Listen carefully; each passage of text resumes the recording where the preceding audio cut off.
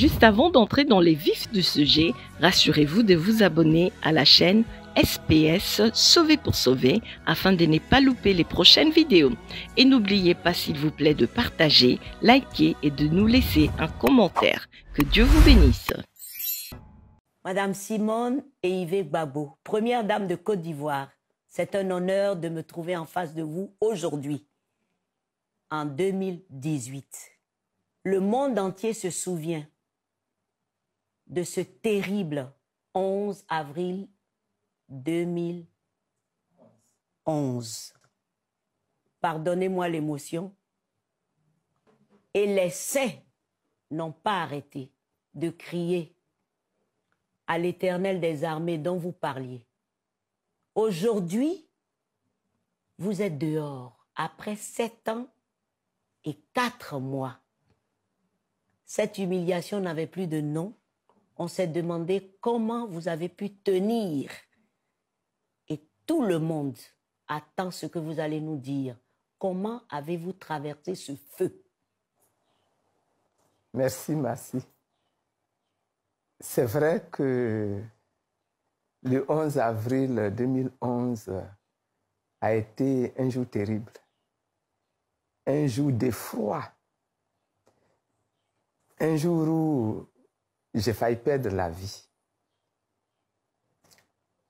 Mais notre Dieu, qui est puissant, il est surtout un Dieu de fidélité. Depuis le 11 avril jusqu'à ma sortie, j'ai expérimenté le Dieu de fidélité. Dans le psaume 91, nous disons que la fidélité de notre Dieu est un bouclier et une cuirasse. Le bouclier, c'est l'élément que les forces de l'ordre ou les soldats utilisent pour se protéger contre les coups des adversaires. Depuis la fin du mois de mars jusqu'au 11 avril, les choses se sont déroulées comme si Dieu lui-même avait étendu un bouclier puissant sur nos têtes, entourant tous les bâtiments dans lesquels nous étions abrités et renvoyant les bombes qui tombaient sur le bâtiment pour nous écraser. De sorte que nous sommes sortis de là, sans blessure. Il dit qu'il est le Dieu de fidélité et que sa fidélité est un bouclier. Vous aviez parlé du psaume 91, du bouclier, de la cuirasse. Mais pendant cette fournaise, pendant ces bombardements, il y a quand même eu un peu de peur ou quelque chose. Qu'est-ce qui se passait en vous? Mais c'était forcé. On ne pouvait pas ne pas avoir peur. Parce que nous étions là, réfugiés dans les sous-sols, dans le sous-bassement du bâtiment. Et nous y étions avec nos enfants, avec nos petits-enfants, dont le tout petit qui était encore à la tétée. Et nous y étions avec tout le personnel de maison qui s'occupait de nous, le personnel de cuisine. Il y avait là environ 300 personnes. Et quand les bombes tombaient, le bâtiment était secoué. Le bâtiment était secoué jusque dans les fondations. Et nous avons connu même une inondation. Il a fallu un incendie. Il a fallu gérer tout cela.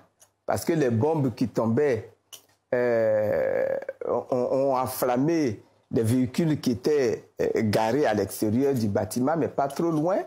Et le feu a pris dans les véhicules et a pris également, donc s'est répandu dans une partie de la maison.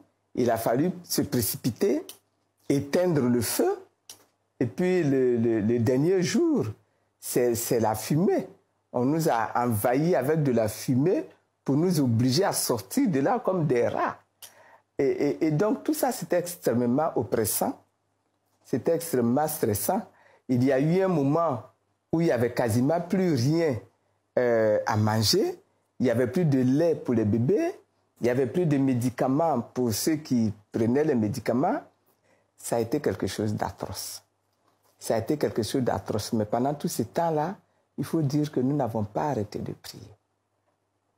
Nous avons prié le jour, nous avons prié la nuit, nous avions les cantiques, les chants, etc. Et cela nous a énormément aidé, je dois dire. Et puis je dois dire aussi que avant tout cela, moi-même, j'avais reçu de Dieu une vision qui m'a servi de viatique pendant tout ce temps-là. Et les choses se déroulaient exactement selon ce que la vision m'avait montré. Donc, ça, quand c'est comme ça, c'est un remas qui vous permet de rester debout et de tenir malgré les soubresauts. Nous avons tenu. Ça avait été terrible, mais nous avons tenu. Et donc, vous aviez été, de votre côté, envoyé. Alors, je vous raconte, par exemple, un dernier moment pour moi-même qui avait été extrêmement dur à vivre. Au moment où, le 11 avril, on a finalement dû se rendre. Et donc, on m'a prise pour m'amener à l'hôtel du Golfe. Mon mari avait déjà été évacué à l'hôtel du Golfe. Il m'a fallu traverser la cour. Le véhicule qui devait m'amener était garé devant la résidence de l'ambassadeur de France. Il fallait partir de la cour et marcher jusqu'à ce véhicule.